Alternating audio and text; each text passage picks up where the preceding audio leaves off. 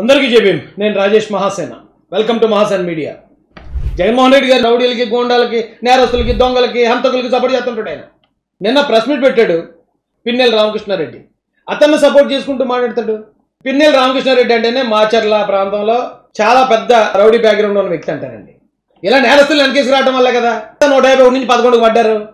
మీ నెత్తిలో పెట్టుకుని మీరు మాట్లాడాల్సిన అవసరం ఏంటి ఇది మీ మనస్తత్వాన్ని తెలియజేస్తుంది అసలు విషయం ఏంటి చెప్తాను రండి అంతకు ముందు కూడా అంతే అంతకు ముందు కూడా ఎన్నికల్లో రిగ్గింగ్ అడ్డుకున్నందుకు ఎన్నికల సమయంలో రిగ్గింగ్ అడ్డుకున్నందుకు 54 రోజులు జైల్లో పెట్టాను అంతకు ముందు ఇదే పిన్నెల రామకృష్ణారెడ్డి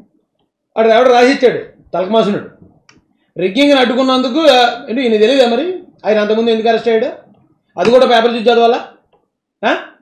ఎవడు రాసిచ్చాడు చదివేశాడు మరి వాస్తవాలు ఎక్కడ జరిపేస్తాం మనం ఒకసారి వీడియో చూడండి మీకు తెలుస్తుంది ఈ పోలింగ్ బూత్లో రిగ్గింగ్ అంటే ఏ రేంజ్లో జరుగుతుందండి ఎక్కడైతే ఈవీఎం మెషిన్ ఉందో అక్కడ 10 మంది ఉంటారు ఎవరిని రానివ్వరు వాళ్ళకి కావాల్సిన నేను నొక్కేస్తా ఉంటారు అదే కదా రిగ్గింగ్ అంటేని ఇక్కడ పిన్నెల రామకృష్ణారెడ్డి అనే వ్యక్తి పోలింగ్ బూత్లోకి వచ్చేటప్పటికి ఏదైతే ఈవీఎం మెషిన్ ఉందో ఖాళీగా ఉన్నది అక్కడ ఎవరు లేరు కాకపోతే అప్పటి వరకు ఓటింగ్ టీడీపీకి అనుకూలంగా జరిగిందని టాక్ వచ్చింది బయట టాక్ వచ్చేసింది కాబట్టి ఆ ఈవీఎం మెషిన్ బద్దలు కూడా ఎత్తే పోలింగ్ మళ్ళీ రీపోలింగ్ జరుగుతుంది అప్పుడు ఏదో మనం చేసుకుందాం అని చెప్పి ఆ ఈవీఎం మెషిన్ బద్దలు కొట్టడానికి వచ్చాడు ఎవరు పిన్నెల రామకృష్ణారెడ్డి అలాంటి ఒక ప్రొఫెషనల్ రౌడీని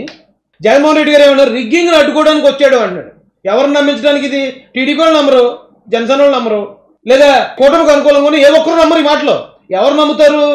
వైసీపీని నమ్ముతున్న కొద్దిమంది అమాయకులు ఆ సాక్షి పేపర్ సాక్షి టీవీ చూసే కొద్దిమంది అమాయకులు నమ్ముతారు వాళ్ళ కోసం చెప్తున్నాడు వాళ్ళు నమ్మేస్తారు ఈయన ఏం చెప్తే అది అక్కడ ఏం కనపడినా కూడా కళ్ళు కనపడు గుడ్డోళ్ళు వాళ్ళు ఒకసారి చూడండి మీరు చూడండి అక్కడే వస్తాడు ఇలా నడుచుకుంటూ వచ్చాడు ఆయన పైకి లేచి నిలబడ్డాడు నడుచుకుంటూ అలా వెళ్ళాడు ఈవీఎం మెషిన్ దగ్గరికి వెళ్ళాడు ఈవీఎం మెషిన్ తీశాడు అదేం రిగ్గింగ్ అడ్డుకోవడం జగన్ గారు అది రిగ్గింగ్ అడ్డుకోవడం ఎలాగవుతుంది అసలు అక్కడ ఎవరూ లేకుండా ఏ ఓటు కూడా అక్కడ వేసేవాళ్ళు లేరు కనీసం ఓటైనా వెళ్ళినాడు కూడా లేడు ఖాళీగా ఉంది ఈవీఎం మెషిన్ అక్కడ రిగ్గింగ్ జరుగుతుందా ఎలాగా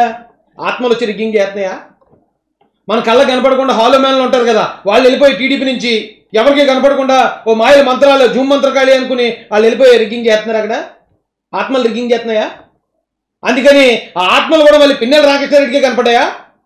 అరే ఆత్మలు నా కంటికి కనపడిపోతున్నాయి రిగ్గింగ్ జరిగిపోతుందని వెళ్ళి ఆ మిషన్ మళ్ళీ కొట్టాడా చెప్పండి అది కూడా నమ్మేస్తారు తెంగరోళ్ళు అది కూడా చెప్పండి సార్ నమ్ముతారు